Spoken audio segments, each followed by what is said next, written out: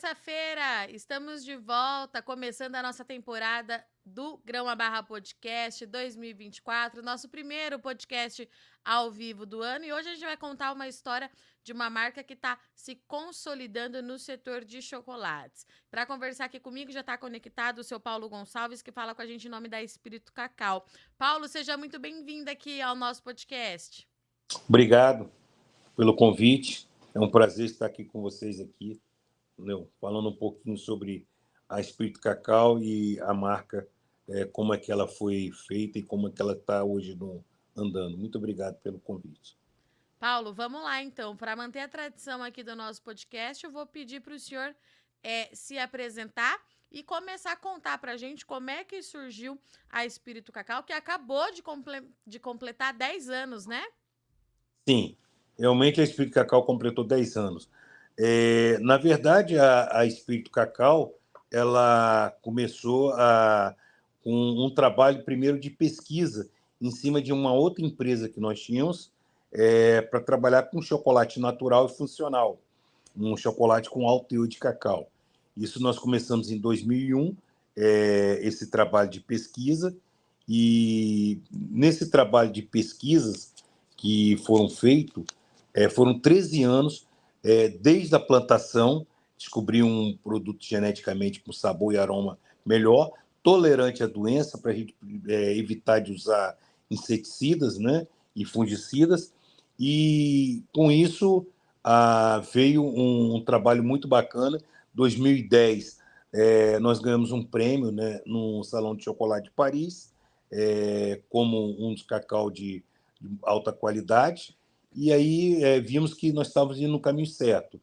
Em 2012, nós saímos dessa sociedade, e aí, em 2013, resolvemos, então, criar essa marca Espírito Cacau. Espírito quer dizer a pureza, a alma do chocolate. É puro como a natureza, né? Esse que é o nosso slogan. Eu sou Paulo Gonçalves, sou o CEO da Espírito Cacau e fundador da Espírito Cacau. Sou a quarta geração de produtor de cacau, a terceira de exportador de cacau e a segunda de chocolateiros.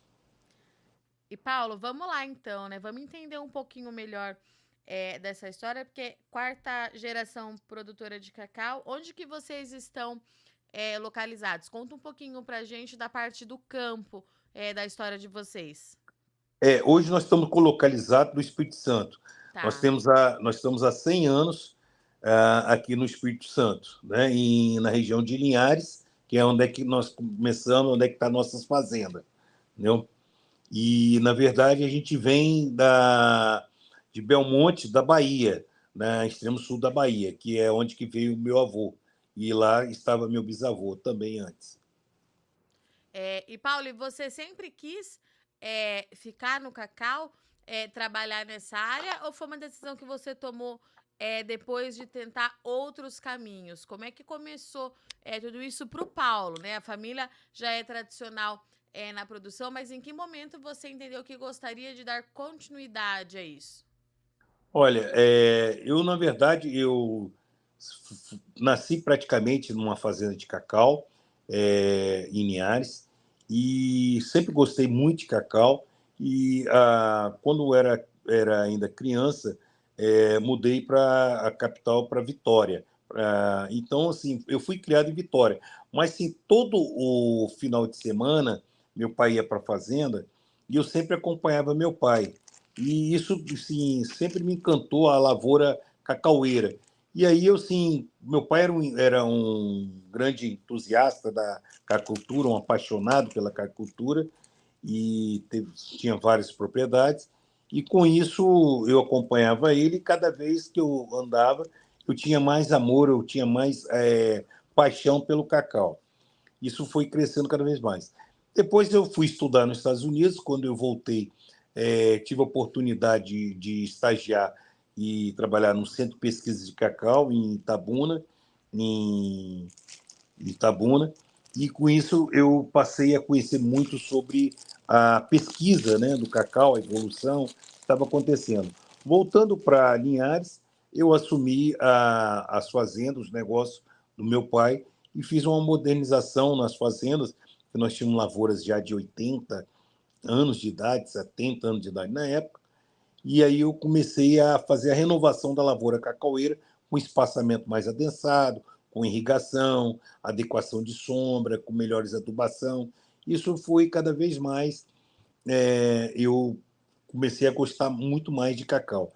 Depois, com isso, eu teve uma época de cacau, ficou muito ruim a plantação de cacau, mas eu não abandonei. Pelo contrário, fui trabalhar em outras atividades, que não seja fazenda, que não seja comércio de cacau. Trabalhei com exportação de granito, trabalhei com madeira no mercado de exportação, porque eu venho desse mercado de exportação, e nunca abandonei as fazendas. Quando chegou em 2001, eu vi numa feira que eu estava de granito, em Nova York, na Jacob Center, e vi uma procura muito grande as pessoas por chocolate. E aí eu falei bem assim, olha, já que o negócio está ruim em cacau, por que eu não faço a verticalização da propriedade toda e entro para poder ganhar dinheiro na parte do chocolate? Foi aí que eu comecei as minhas pesquisas para chegar até o chocolate. E como que foi esse processo de pesquisa, Paulo? Quanto tempo ele durou? E principalmente até o senhor conseguir entender que tipo de chocolate que esse mercado estava pedindo, né? Porque aqui a gente está falando de um chocolate, um produto de qualidade, né, Paulo? Sim, exatamente. Eu logo em seguida, eu entrei numa sociedade de uma empresa e criamos uma empresa chamada Floresta Rio Doce. E aí começou a se fazer chocolate commodities, chocolate para food service, né?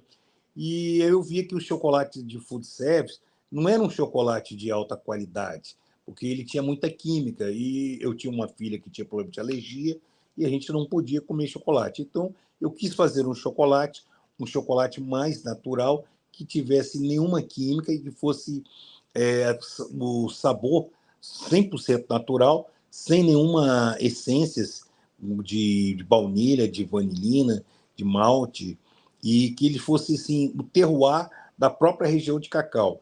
E para isso eu comecei a pesquisar. Então foram 13 anos de pesquisa, nós montamos uma equipe, desde biólogos, desde a técnico agrícola, agrônomos, para poder trabalhar no manejo, e também montamos um departamento de pesquisa dentro dessa empresa para poder fazer esse chocolate natural, e testamos vários tipos de clones de cacau até chegar àquilo que nós queríamos hoje, que é o chocolate da Espírito Cacau, que é um chocolate 100% natural e que ele tem um sabor e um aroma totalmente diferenciado. Ele não tem acidez, não tem adstringência, não tem aquele amargor. Pelo contrário, é um chocolate que a gente come aqui 70%, mas ele chega a ser até doce. Vai fazer inveja para todo mundo agora, hein, Paulo? Muito bom. E quando é que vocês perceberam nesses 10 anos, Paulo, que estava dando muito certo isso no mercado interno, que tinha esse público aqui no Brasil? Vamos falar do Brasil primeiro, daqui a pouco a gente expande aí para as outras regiões mundo afora, que eu sei que a Espírito Cacau já alcançou, pode ser? Pode ser. Olha, Vamos veja lá, bem, então. na verdade, a gente via que o mercado estava procurando é, algum produto diferenciado, né? E as pessoas Tá. estavam indo muito para a saudabilidade, e existia a gente fala assim, poucas pessoas, mas isso cada vez passava ano, a procura era maior.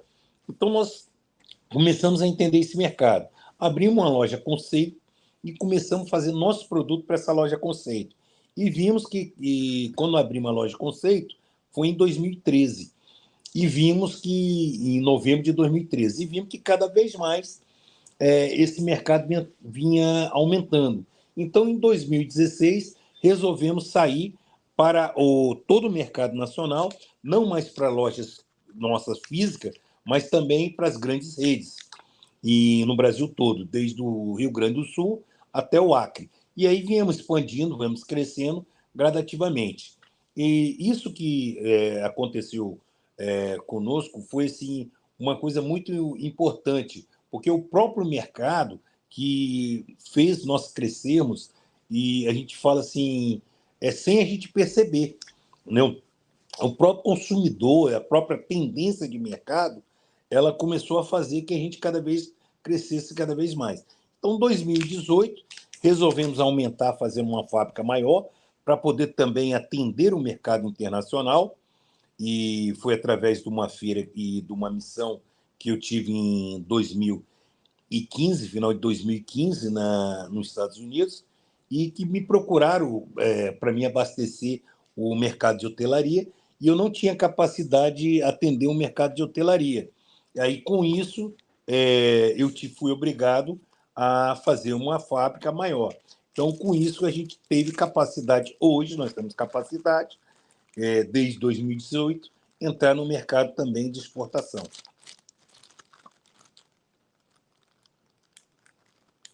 E é um mercado, pelo que eu estou acompanhando aqui nas informações de vocês, Paulo, que já alcançou, assim, clientes das mais diferentes regiões do mundo, né? Me corrija se eu estiver errado. Europa, Ásia, Estados Unidos e países árabes, é isso? Exatamente. É E isso qual que aí. vocês chegaram primeiro, Paulo? Como é que foi Olha, essa expansão? incrível que pareça, nós chegamos, o primeiro foi no mercado árabe. Entendeu? Mentira. Foi. Eu achei que o senhor fosse falar Europa ou Estados Unidos. Não, nós chegamos primeiro no mercado árabe. Tá. O mercado árabe, através de um representante nosso e uma pessoa que veio nos procurar uma vez, nós conhecemos, e levou o nosso chocolate para o Emirados Árabes. E esse chocolate, ele é uma pessoa que ligado a esporte, é um coach, um técnico, e ligado a MMA, ligado a jiu-jitsu, e começou a oferecer o chocolate para as pessoas, e as pessoas começaram a degustar o chocolate, e gostaram muito do chocolate, porque o chocolate tinha muito mal teor de antioxidante, e era muito bom para o pré-treino, né? E apesar do chocolate também ter uma grande vantagem, porque ele aumenta a energia da pessoa, né?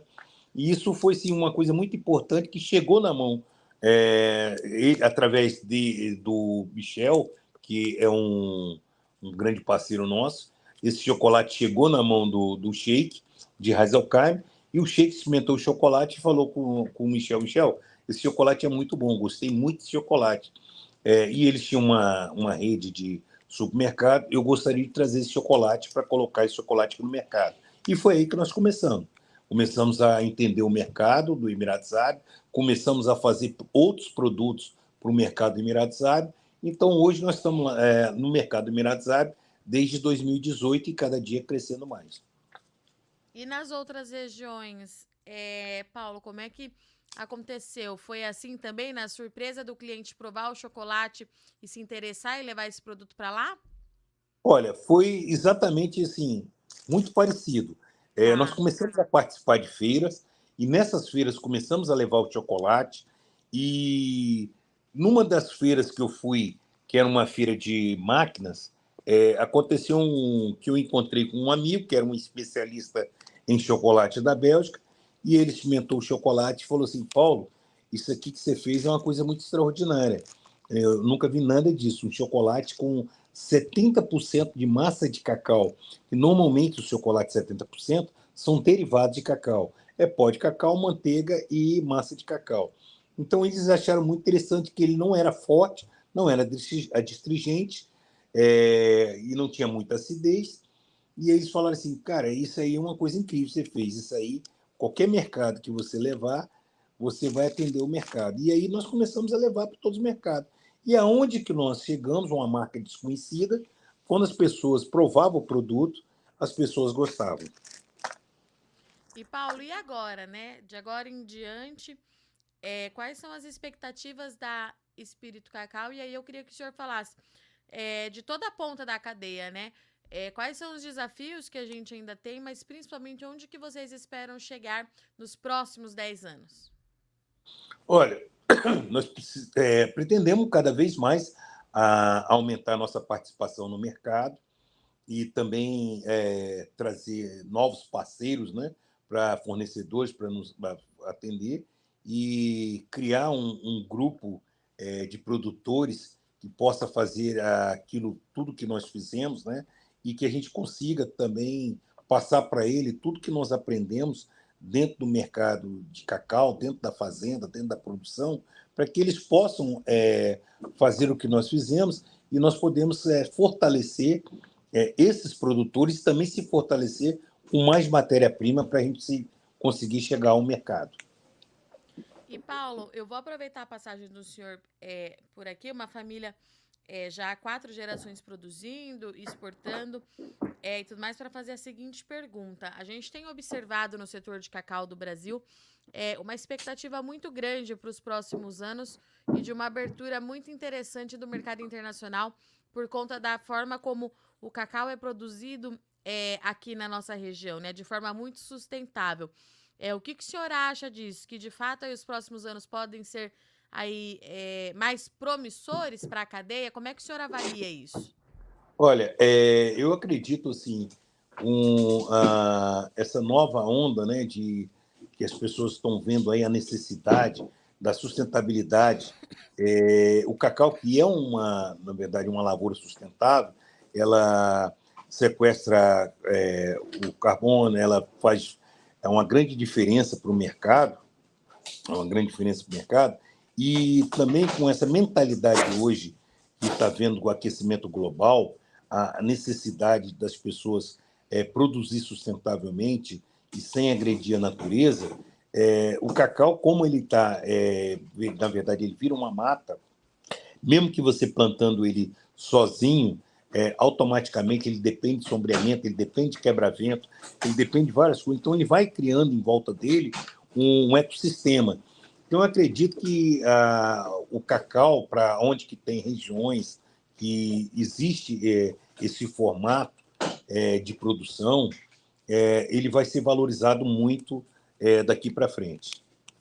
O senhor espera expandir aí para as outras regiões ou pretende continuar no Espírito Santo? Não, não. Isso vai depender muito do mercado, né? Tá. A gente também tem necessidade de comprar alguns produtos, né, do Amazonas, da Bahia, né? Mas sim, o mercado que vai nos dizer se a gente precisa de expandir mais, tal, porque Linhares hoje ele produz 12 mil toneladas de cacau. E a grande diferença de Linhares, dessa produção de 12 mil toneladas, é que o cacau de Linhares, a maioria, na beira rio. E esse cacau, por ser beira rio, por ter solo de aluvião, ele tem uma acidez muito baixa, que a gente chama de AFF. Então, ele tem um sabor, um aroma diferenciado. Mas o cacau em Linhares também está crescendo muito, porque o cacau está saindo da beira rio e está indo para outras áreas degradadas. E essas áreas degradadas, com um bom manejo, com um bom trabalho, ela está se evoluindo bastante, está ficando com um bom sabor, um bom aroma. Isso também vai fazer com que a gente cada vez mais tenha mais matéria-prima aqui no Espírito Santo. E o Espírito Santo também ele é muito forte em outras agriculturas. Então, assim, ele é o segundo em café, é o primeiro em café conilon, ele é um dos maiores em gengibre. Então, apesar de ser um estado pequeno, mas ele é muito produtivo. E as pessoas que trabalham com agricultura aqui são muito conscientes. Então, eu acredito que, assim, acho que não vamos ter muita necessidade de ir ainda para outros lugares. A gente ainda vai estar um bom período aqui no Espírito Santo. Mas se há necessidade e o mercado exigir que a gente procure mais matéria-prima, nós estaremos em todos os mercados. E aonde tiver matéria-prima de qualidade, nós também estaremos lá.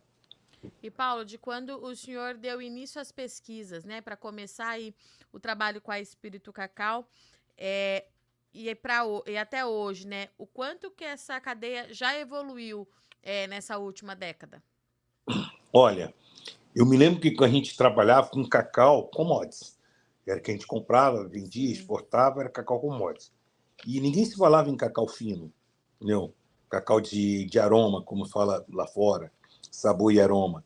E hoje as pessoas estão começando a entender o que é o cacau de sabor e aroma, cacau fino, e um cacau de commodities, que é um cacau comum, e ele é feito com aromas, com química, com várias coisas. Então tem uma diferença muito grande. Então, esse mercado de saudabilidade, ele vem crescendo muito. Eu posso dizer que ele vem crescendo em torno de 8 a 6% ao ano. Então, assim, pelo tamanho do mercado, se você analisar em números finais, é pequeno, mas pela porcentagem é muito grande pelo crescimento que ele está tendo ao ano. E Paulo, para quem estiver nos assistindo e nos ouvindo, né, que estiver pensando em mudar essa produção do commodity para a produção do cacau fino, separar ali, né, uma área da propriedade para fazer isso, qual que é assim a dica primordial que a gente pode deixar para esse produtor? Por onde que ele começa? Olha, primeiro ele começa pela fazenda, pelo manejo, né? Sim. Pelos tratos culturais, pela genética, materiais que têm melhor sabor, melhor aroma. Isso hoje a pesquisa está bem evoluída nisso. Se ele conseguir fazer o manejo e conseguir depois que a gente chama de pós-colheita também ser bem feita, né? Uma boa fermentação, uma boa secagem, o próprio mercado vai trazer ele para que ele consiga vender o cacau com melhores prêmios. Qual que é o maior desafio que a gente tem hoje na cadeia, na visão do senhor, Paulo? Olha, o maior desafio que nós temos hoje é o consumidor começar a entender a diferença de um chocolate natural para um chocolate que a gente chama de commodities ou chocolate candy bar, né, ou barras de doce. Porque ainda nós não tivemos ainda uma explicação para o mercado e para o consumidor a diferença de um. Então, às vezes, ele olha o preço de um chocolate no supermercado e vê uma barra de 100 gramas por R$ 8 e vê outra barra de 100 gramas por R$ 23. Fala, nossa, por que essa barra é tão cara? Ela é cara porque ela é feita com chocolate natural, ela é feita com cacau fino, ela é feita com uma separação de fruto, uma quebra diferenciada, entendeu? Depois, quando você quebra as amêndoas, você também faz uma classificação, uma fermentação que vai dar controlada, que vai dar o sabor, o aroma do chocolate, uma secagem, depois da secagem uma limpeza, depois uma torra mais branda, não é uma torra muito agressiva para poder manter o sabor e o aroma desse cacau. Então, assim, é muito mais trabalhoso, mas ele é muito mais saudável e é muito mais gostoso. Então, a partir de a gente conseguir introduzir isso no mercado, introduzir isso no consumidor, que o consumidor está comendo um produto com mais teor de antioxidante, que é os grandes benefícios do cacau, um produto com baixa caloria, com tudo isso, eu acredito que aí o mercado vai ser esse desafio vai ser muito pequeno para nós. Como que o senhor acha que a gente avança com esse consumidor, seu Paulo? Uma comunicação mais educativa, talvez? Exatamente. Essa comunicação, eu acredito que tem que ser através de todos, né, que está na cadeia, né? Desde o produtor, para ele entender o grau de responsabilidade dele na cadeia, para ele conhecer toda a cadeia, os próprios jornalistas, você mesmo que está aqui hoje me entrevistando, você seria um grande formador de opinião para explicar, para entender, para consumir esse produto e para dizer, e através de degustações, através de campanhas, né, explicando a diferença, né, de um produto para o outro. Acredito que esse seria o nosso desafio e esse seria a forma de conseguir andar mais rápido e as pessoas entenderem mais sobre a diferença do cacau fino, cacau natural, um cacau funcional, de um cacau candy bar, base de doce. Muito bom. Seu Paulo, muito obrigada pela participação, disponibilidade do senhor em participar aqui do nosso podcast. Deixo o convite aberto para o senhor voltar sempre que tiver uma novidade por aí. É sempre muito bom a gente entender e conhecer as histórias, na verdade, que tem dado muito certo, porque a gente consegue passar essa mensagem de que ainda tem muita oportunidade para o Brasil e para o produtor do Brasil desbravar aí nesse setor. Muito obrigada, viu? Um bom ano novo para o senhor. Feliz 2024. A gente continua conversando aí ao longo do ano. Tá? Eu que agradeço aí pela entrevista e poder me dizer um pouco sobre o cacau natural, um pouco sobre a espírito cacau, e conseguir passar isso para os telespectadores, né, que realmente existe um chocolate diferenciado do chocolate hoje que tem no mercado, que são os candy bar. São chocolates bem diferentes. E para você desejo um feliz ano novo, muita saúde e que você continue nos ajudando a divulgar, né, o chocolate Beans to Bar, o Treat to Bar, os chocolates naturais. Conte comigo, seu Paulo.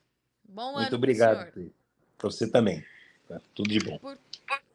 Portanto, então, estivemos aqui com Paulo Gonçalves, da Espírito Cacau, que vem de uma família aí produtora de cacau, já é a 4ª geração na produção, a 3ª geração quando a gente fala em exportação, e a marca já se consolidou no mercado interno e também no mercado internacional. Completou 10 anos em 2023, atingiu aí alguns mercados que é interessante da gente avaliar, como Europa, Ásia, Estados Unidos e países árabes. E o mais interessante é que tudo começou pelos países árabes na história da Espírito Cacau. É mais um porta-voz importante do setor que traz aqui o leque de oportunidades que ainda tem para o Brasil avançar no mercado internacional, né? No final do ano passado, a gente fez aquela entrevista com o Leonardo Rossetti, da Stonix Brasil, que trouxe essa relação de que o Brasil tem muito espaço para avançar, apesar de ainda ficar distante em termos de volume de produção, quando a gente fala nas principais origens produtoras, mas esse preço do cacau, ele está em alta, ele continua valorizado justamente por conta dos problemas nesses países, e o Brasil tem feito um trabalho muito interessante de qualidade, e a indústria e todo o mundo está de olho no setor de cacau do Brasil por conta da sustentabilidade que é aplicada nessas lavouras. É um produto altamente sustentável na sua forma natural de ser produzido, é um produto que tem sido inserido aí em áreas degradadas para ajudar na recuperação. Então tem muita coisa para a gente continuar acompanhando para o setor de cacau e também de chocolate, tá certo? Eu sou Virgínia Alves, agradeço muito sua audiência e companhia nesse primeiro podcast de 2024. O ano tá só começando e a gente se encontra na semana que vem.